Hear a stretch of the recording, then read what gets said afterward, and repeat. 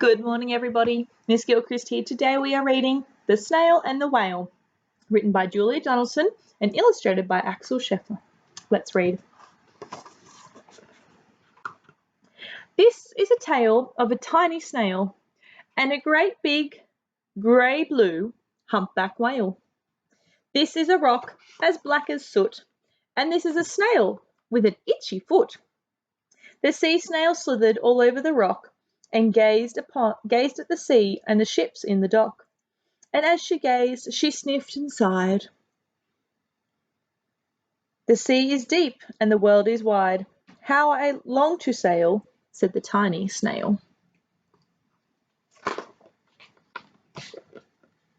These are the other snails in the flock, who all stuck tight to the smooth black rock, and said to the snail with the itchy foot, "Be quiet, don't wriggle, sit still, stay put."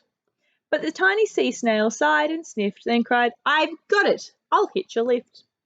This is the trail of the tiny snail, a silvery trail that looped and curled and said, "Lift wanted, around the world."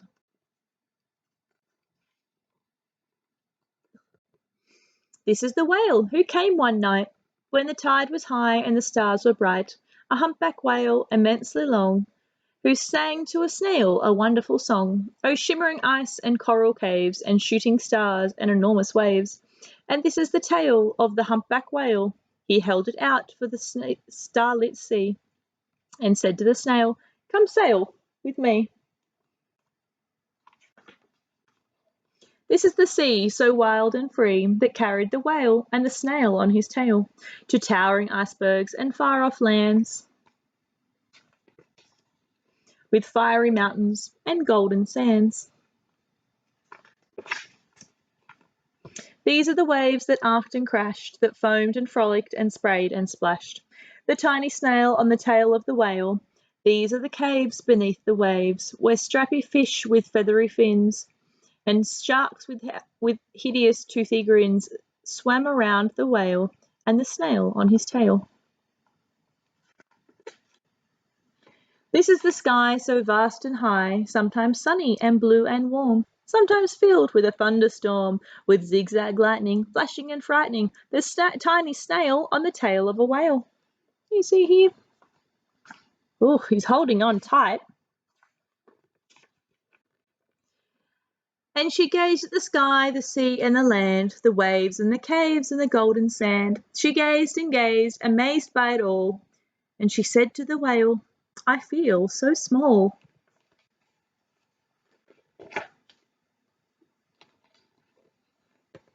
But then came the day the whale lost his way. These are the speedboats running a race, zigging and zooming all over the place, upsetting the whale with their ear-splitting roar, making him swim too close to the shore. Oh no, this is the tide slipping away. Oh dear, and this is the whale lying beached in a bay. "Quick off the sand, back to the sea," cried the snail.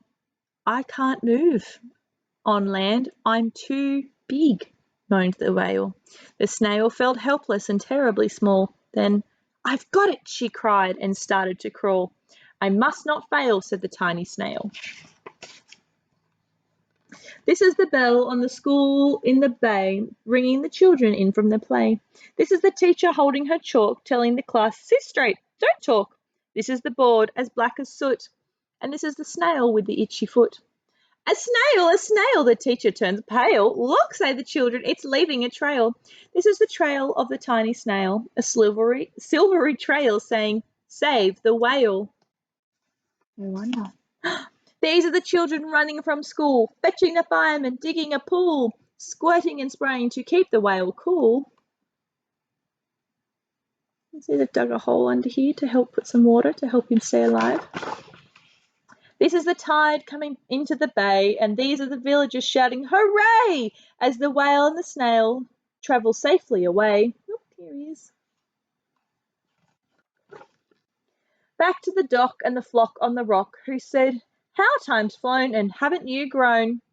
And the whale and the snail told their wonderful tale of shimmering ice and coral caves, and shooting stars and enormous waves. and of how the snail, so small and frail, with her looping, curling, silvery trail, saved the life of the humpback whale. Then the humpback whale held out his tail, and on crawled snail after snail after snail. Oh, they'd all like to go for a ride, I think. And they sung to the sea as they all set sail on the tail of a grey blue humpback whale. See all the snails on the tail? Yeah.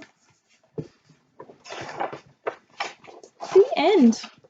Thanks for listening, everybody. I hope you have a great day. I'll see you tomorrow.